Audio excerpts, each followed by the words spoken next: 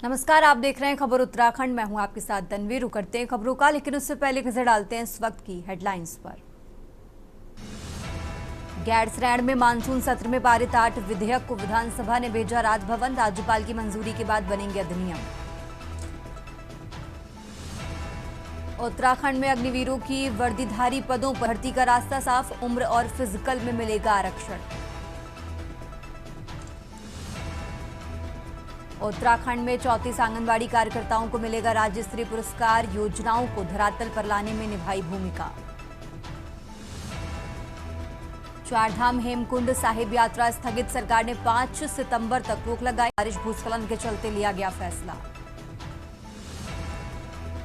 देहरादून में राजकीय शिक्षक संघ का धरना स्थगित। शिक्षक दिवस का किया गया बहिष्कार। देहरादून और उत्तरकाशी में बारिश का रेड अलर्ट। ऊंची चोटियों पर बर्फबारी। 11 जिलों में स्कूल बंद। आप देख रहे हैं के न्यूज, खबरों का सारथी। और अब रुक करते हैं खबरों का। शुरुआत करते हैं बड़ी खबर के साथ। उत्तराखंड में भारी बारिश के चलते 10 जिलों में स्कूल बंद किए गए हैं। भारी बारिश के कारण आज भी पौड़ी स्कूल बंद है। उत्तरकाशी, चमोली, रुद्रप्रयाग में स्कूलों की छुट्टियां कर दी गई हैं और इसी के साथ उधम सिंह नगर, अल्मोड़ा, चंपावत में भी स्कूल बंद हैं। तो पिथौरागढ़ और बागेश्वर में 12वीं तक के स्कूल बंद। देहरादून, उत्तरकाशी के लिए मौसम विभाग ने अलर्ट जारी किया है। रुद्रप्रयाग, चमोली, टिहरी और बागेश्वर में ऑरेंज अलर्ट जारी किया गया है। बारिश के चलते 10 जिलों में स्कूल बंद रहेंगे। तो यह अहम जानकारी आपको बता रहे हैं, जहां देहरादून, उत्तरकाशी के लिए मौसम विभाग ने अलर्ट जारी किया है।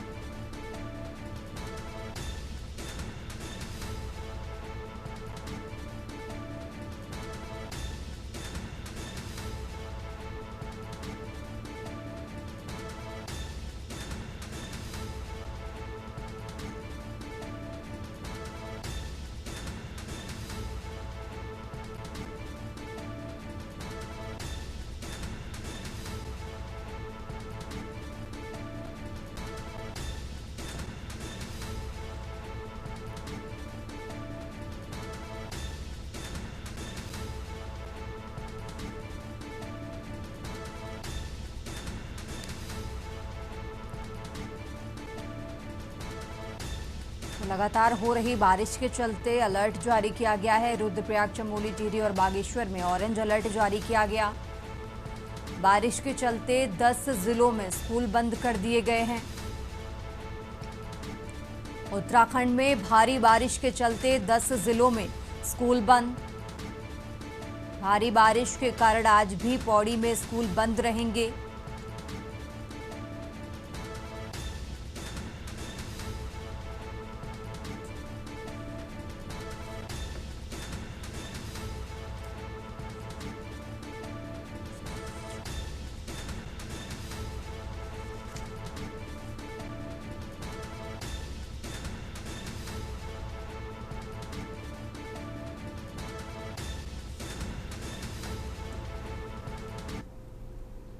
और अब खबर कोटद्वार से है, जहां विधानसभा अध्यक्ष रितु खंडूड़ी भूषण ने कोटद्वार में स्थित चंद्रमोहन सिंह नेगी राजकीय संयुक्त अस्पताल, प्राथमिक स्वास्थ्य केंद्र लालपानी और शहरी स्वास्थ्य केंद्र गाड़ीघाट का औचक निरीक्षण किया है। निरीक्षण के दौरान उन्होंने अस्पताल की विभिन्न सुविधाओं का जायजा लिया और कर्मचारियों से व्यवस्थाओं के बारे में जानकारी भी प्राप्त की। तो विधानसभा अध्यक्ष ने कहा कि हाल ही में कोटद्वार बेस हॉस्पिटल को 2 नए ऑर्थोपेडिक चिकित्सक, 2 महिला विशेषज्ञ चिकित्सक और 3 एनेस्थीसिया विशेषज्ञ मिले हैं, जिससे स्वास्थ्य सेवाओं में काफी सुधार हुआ है और अब मरीजों को बेहतर उपचार की सुविधाएं मिल रही हैं। इसके अलावा अस्पताल परिसर में सफाई व्यवस्था को लेकर भी कुछ खामियां पाई गई, जिन्हें दूर करने के निर्देश दिए गए हैं। रितु खंडूड़ी ने कहा कि स्वच्छ और सुरक्षित वातावरण हर मरीज का अधिकार है और इस दिशा में कोई भी शिकायत नहीं आनी चाहिए।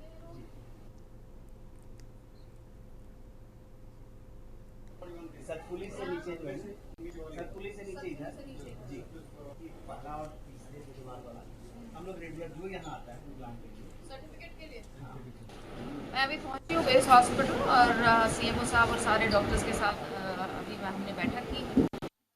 अभी जैसे यहाँ पर घूमते हुए पता चला है कि यहाँ पे हमारे पास 2 ऑर्थो अभी आए हैं, 2 सर्जन्स हैं, गायनी हमारे पास 2 हैं, एनेस्थेसिस्ट हमारे पास 3 अब आ गए हैं यहाँ पर, और आई के हमारे पास डॉक्टर हैं। तो जो व्यवस्था है वो सुचारू रूप से चल रही है, लेकिन अभी कुछ और आवश्यकताएं हैं, उन पर भी मैं सरकार से, शासन से, आदरणीय मुख्यमंत्री जी से, हेल्थ मिनिस्टर से बात करूँगी। साफ़ सफाई की भी मैंने यहाँ पर देखा, काफ़ी जगह सब कुछ ठीक लगा। 1-2 जगह जो मुझे चीज़ें ठीक नहीं लगी वो भी मैंने सीएमओ साहब को अवगत करा दिया है।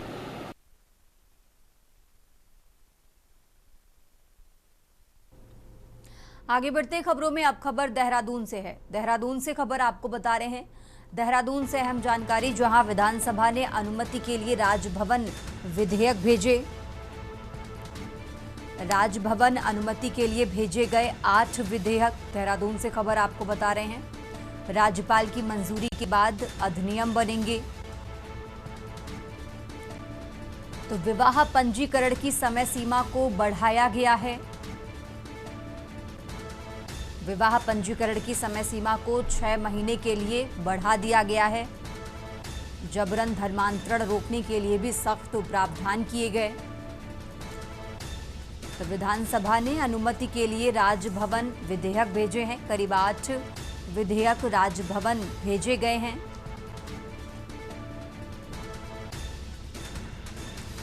देहरादून से खबर आपको बता रहे हैं।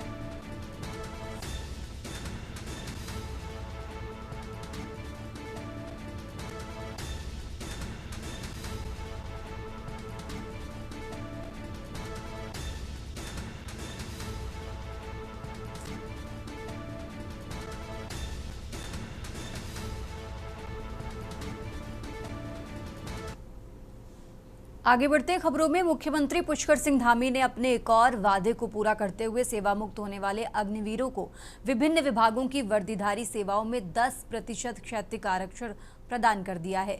इस संबंध में कार्मिक एवं सतर्कता विभाग की ओर से विधिवत तौर पर उत्तराखंड राज्याधीन सेवाओं में समूह गा के सीधी भर्ती के वर्दीधारी पदों पर सेवायोजन हेतु सेवा मुक्त अग्निवीरों को क्षैतिज आरक्षण नियमावली 2025 जारी कर दी है। सैन्य बहुल प्रदेश होने के कारण उत्तराखंड सरकार के इस फैसले को मास्टर स्ट्रोक माना जा रहा है। इसी नियमावली के जरिए अब सेवा मुक्त हुए अग्निवीरों को विभिन्न विभागों के वर्दीधारी पदों पर 10% क्षैतिज आरक्षण प्रदान किया जाएगा।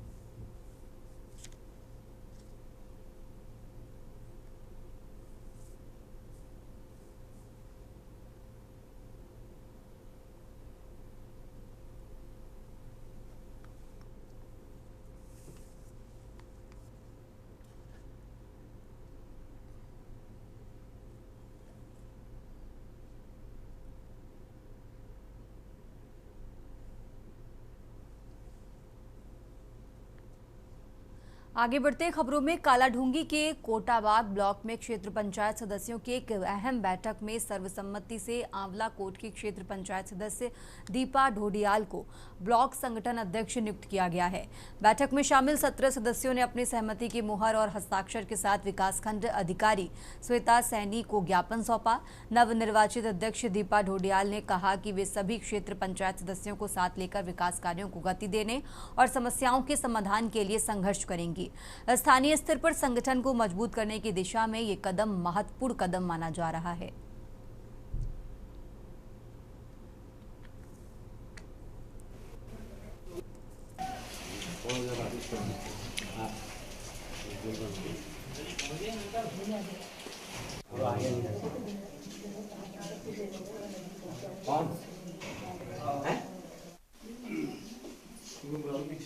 भाई अभी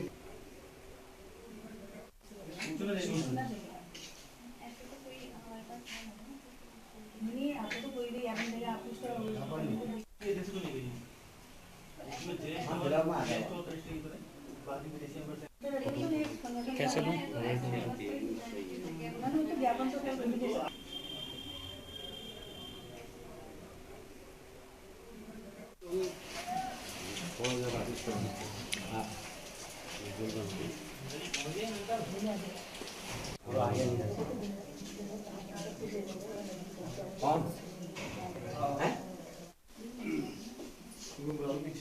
भाई अभी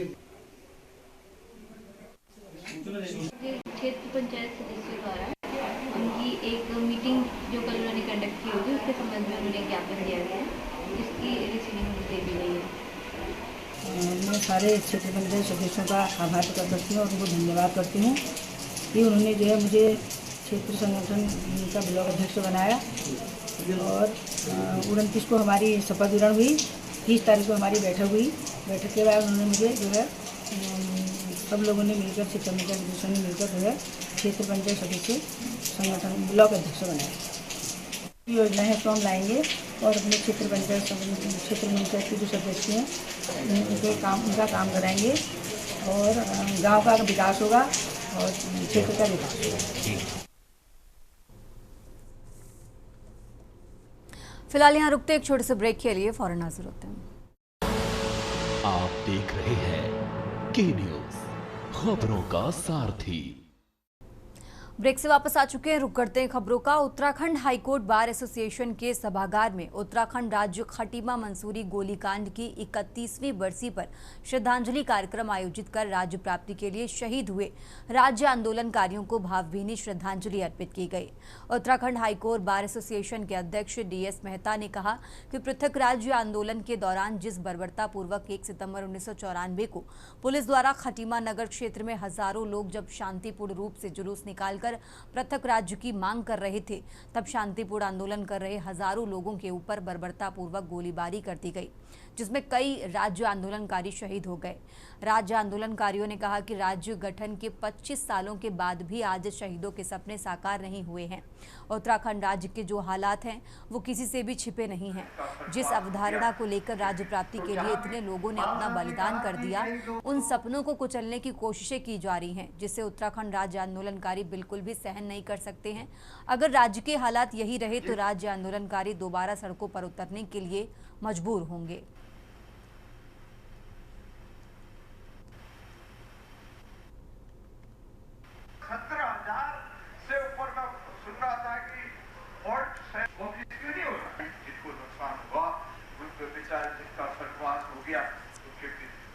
सितंबर जो उत्तराखंड आंदोलनकारी शहीदों को जो है खटीमा में शहीद हुए, उनको याद करते हुए आज हाईकोर्ट बार एसोसिएशन ने उनको श्रद्धांजलि देने के लिए एक श्रद्धांजलि सभा का आयोजन किया गया। इस सभा में उत्तराखंड आंदोलन में शहीदों को याद करते हुए और 25 साल क्योंकि उत्तराखंड बने हुए हो गए और शहीदों का स्वप्न अभी भी राजधानी का स्वप्न जो गैरसैंण बनाना चाहते थे, जो शहीदों का स्वप्न था, वो अभी भी 25 साल बाद भी अधर में लटका हुआ है।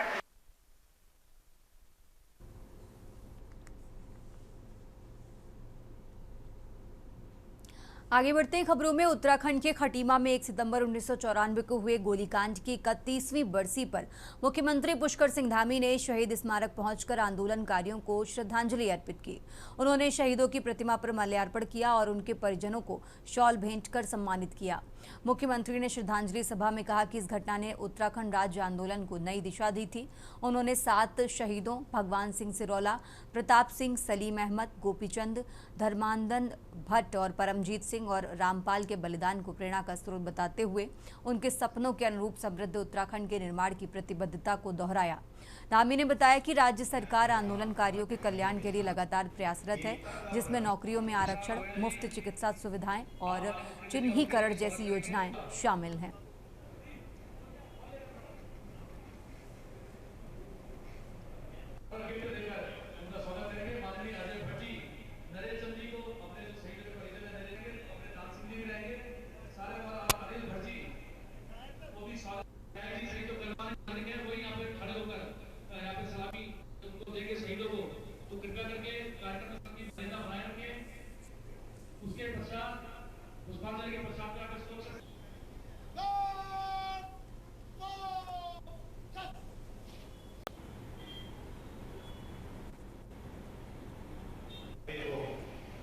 उस समय हम यही गोलीकांड जो हुए, जो अत्याचार हुआ, अन्याय हुआ हमारे भाइयों के साथ, एकता का प्रतीक। विशाल गोयल जी, आप माननीय मुख्यमंत्री जी का बुके देकर स्वागत करेंगे।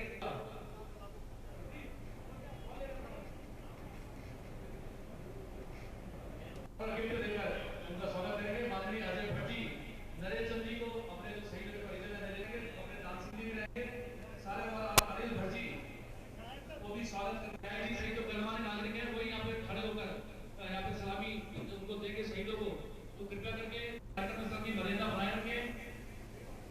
मुख्यमंत्री पुष्कर सिंह धामी यहाँ पहुंचे हुए हैं और यहाँ शहीदों को श्रद्धांजलि दी है कि किस तरीके से यहाँ गोलीकांड की बरसी है, क्या कुछ कहना है सर? किस तरीके से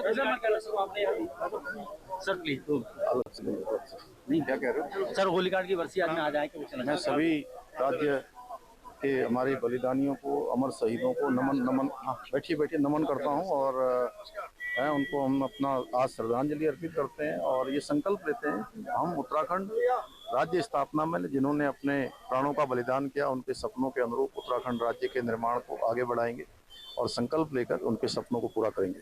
बिल्कुल, मुख्यमंत्री जी मेरे साथ थे और यहाँ पर उन्होंने कहा कि शहीदों के सपनों को साकार किया जाएगा। सुरेंद्र गुप्ता, के न्यूज़ इंडिया, खटीमा। आगे बढ़ते खबरों में। उत्तराखंड के कोटद्वार में स्वामी यति परमात्मानंद गिरी ने प्राकृतिक आपदाओं को लेकर सरकारों पर तीखा हमला बोला है। मीडिया से बातचीत में उन्होंने कहा कि देवभूमि में तीर्थ स्थलों को पर्यटन केंद्र बनाकर जिस तरह से विधर्मियों के हवाले किया गया है, वही इन आपदाओं का मुख्य कारण है। स्वामी नंदगिरी ने आरोप लगाया कि सरकारों ने धार्मिक स्थलों की पवित्रता को नजरअंदाज कर दिया, उन्हें व्यावसायिक गतिविधियों का केंद्र बना दिया है, जिससे प्रकृति का संतुलन बिगड़ रहा है। उन्होंने ये भी कहा कि जब तक हिंदू मठ मंदिरों में समुदाय विशेष के लोगों का प्रवेश वर्जित नहीं किया जाएगा, तब तक इस तरह की आपदाएं आती रहेंगी। उनके इस बयान पर राजनीतिक और सामाजिक हलकों में तीखी प्रतिक्रिया सामने आ सकती है। हालांकि उन्होंने ये साफ किया कि उनका उद्देश्य धार्मिक स्थलों की गरिमा बनाए रखना है, न कि किसी समुदाय को निशाना बनाना।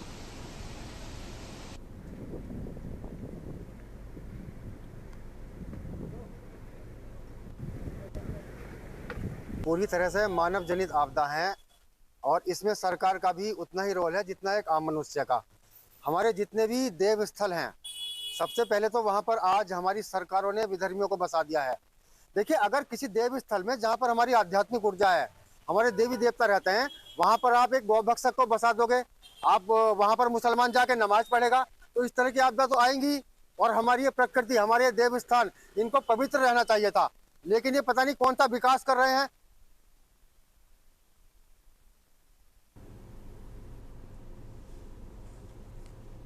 आगे बढ़ते खबरों में ऋषिकेश तहसील क्षेत्र की विस्थापित कॉलोनी में मानकों के उल्लंघन पर एमडीडीए ने बड़ी कार्रवाई करते हुए 11 बहुमंजिला इमारतों को सील कर दिया है।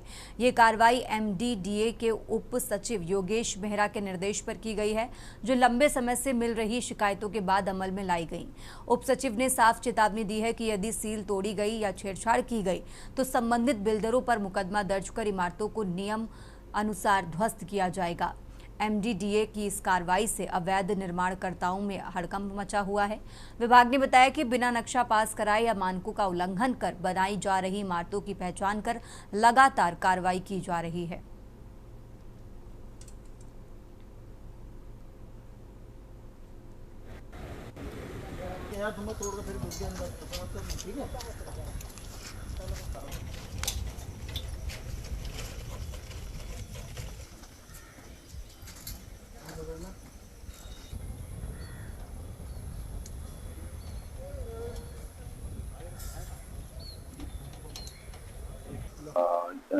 ऋषिकेश क्षेत्रांतर्गत अवैध निर्माणों के क्रम में लगातार कार्रवाई की जा रही है और इसी क्रम में जिन भवनों में, खासतौर से जिन कमर्शियल बिल्डिंग्स में बिना किसी मानचित्र स्वीकृति के निर्माण कार्य हो रहा था या फिर उनको कार्य रोकने के आदेश के बावजूद भी उनके द्वारा कार्य किया जा रहा था या फिर मानक से इतर विचलन करके उनके द्वारा अवैध निर्माण किया जा रहा था, ऐसे सभी अवैध भवनों को, निर्माणों को चिन्हित किया जा रहा है।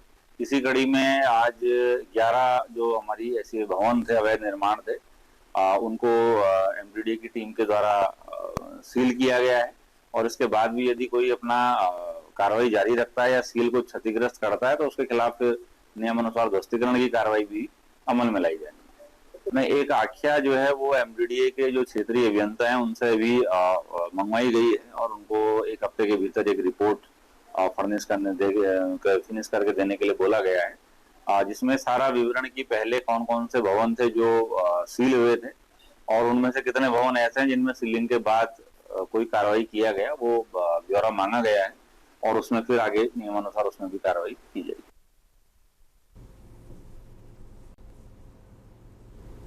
आगे बढ़ते खबरों में विकासनगर में भाजपा ने कांग्रेस के खिलाफ जोरदार प्रदर्शन किया है। ये प्रदर्शन बिहार के दरभंगा में राहुल गांधी और तेजस्वी यादव की रैली के दौरान पीएम मोदी की माता को लेकर की गई अभद्र टिप्पणी के विरोध में हुआ। प्रदर्शन की अगुवाई क्षेत्रीय विधायक मुन्ना सिंह चौहान और जिलाध्यक्ष मीता सिंह ने की। भाजपा कार्यकर्ताओं ने शहर में रैली निकालकर कांग्रेस के खिलाफ नारेबाजी की है और राहुल गांधी का पुतला दहन कर अपनी आपत्ति भी दर्ज कराई है। भाजपा का कहना है कि इस तरह की अभद्रता लोकतंत्र और राजनीतिक मर्यादा के खिलाफ है और कांग्रेस नेताओं को सार्वजनिक रूप से माफी मांगनी चाहिए।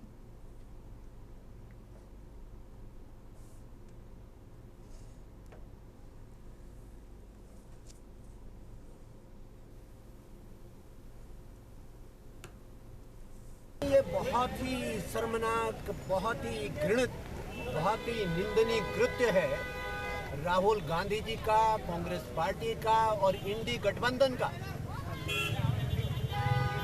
मां सर्वथा पूज्य है, राजा हो रंक हो, मां सर्वथा पूज्य है और प्रधानमंत्री नरेंद्र मोदी जी की माता श्री, उनका जो एक अनुकरणीय जीवन यात्रा रही वो तो पूरे देश और दुनिया ने देखी। देश को गाली देने का काम, मातृशक्ति को गाली देने का काम, उसके लिए देश की जनता कभी भी राहुल गांधी को, कांग्रेस पार्टी को माफ नहीं करेगी।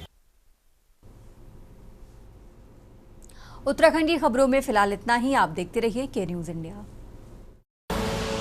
आप देख रहे हैं के न्यूज, खबरों का सारथी।